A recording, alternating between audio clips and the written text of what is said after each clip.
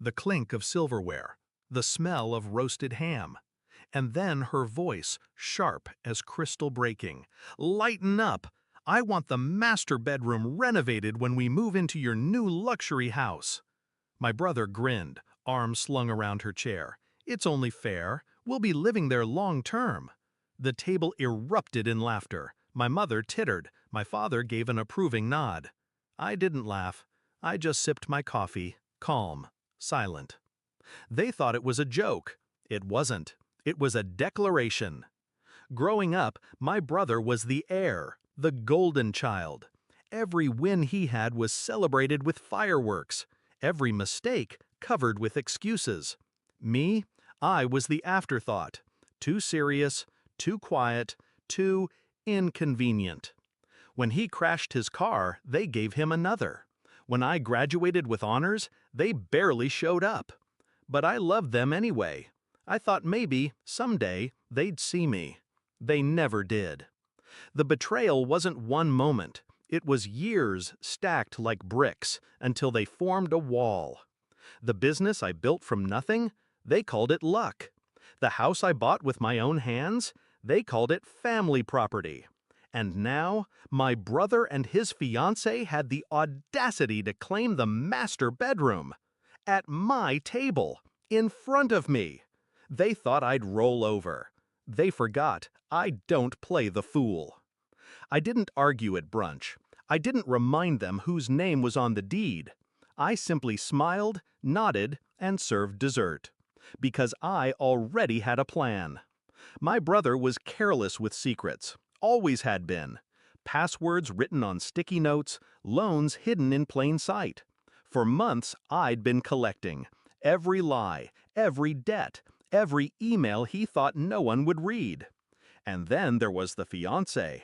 Her shopping addiction, her side chats with men she thought no one knew about. Screenshots, receipts, proof. I wasn't going to shout. I was going to show. Step 1, I invited him to help with my business's live stream. He loved attention, loved the idea of being seen as powerful. He agreed instantly. Step 2, I queued the documents. A slideshow, hidden in plain sight on my system.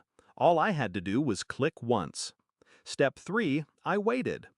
24 hours after brunch, my phone rang. My mother, hysterical. "Dear God, Max, what is he reading on camera?" I leaned back in my chair, watching the stream from my own screen. There he was, my brother, live, in front of thousands of my clients and investors. At first, he read with a smirk, thinking he was improvising. Then his face paled. Because the words weren't scripted. They were his bank statements, his unpaid debts, his begging emails for loans he never repaid. The chat exploded. Laughing emojis, shocked comments, screenshots spreading like wildfire. And then, slide by slide, came her messages. His fiancée, flirting with strangers, calling him pathetic, admitting she was only with him for money. He froze. She screamed off camera. The feed cut. But it was too late. Calls poured in, from my parents, from my brother, from numbers I didn't recognize. I didn't answer. I just let the silence sit, the same silence they'd given me for years. The fallout was immediate. Investors pulled from his side projects. Her family withdrew their engagement blessing.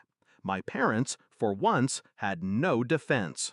The golden child was tarnished, live on camera. And I stood untouched.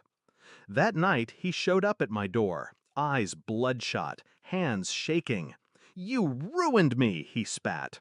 I studied him, the same brother who'd laughed at brunch, who thought he could claim what was mine. "You ruined yourself," I said calmly. "I just let the world see." He collapsed against the railing, defeated. For the first time, I saw him not as my rival, but as small. My parents begged me to fix it, to help him recover. I reminded them of the brunch table, of the laughter. And then I reminded them of one truth. I owe them nothing. In the weeks that followed, the balance shifted. My business thrived. Clients admired my transparency. Investors doubled down, impressed by how I handled crisis. My brother disappeared from public view. His fiancée vanished with him. And my parents? They stopped laughing. Do I regret it? No. Because this wasn't just revenge. It was reclamation. For every birthday they forgot, for every achievement they dismissed, for every time they told me to be more like him, I wasn't the shadow anymore. I was the reckoning. The house is quiet now. Every room mine. The master bedroom untouched. Waiting. Not for them. Never for them. People think revenge requires rage. It doesn't. It requires patience, control, and the perfect stage. My brother thought the world would always laugh with him. Now, the only sound left is silence.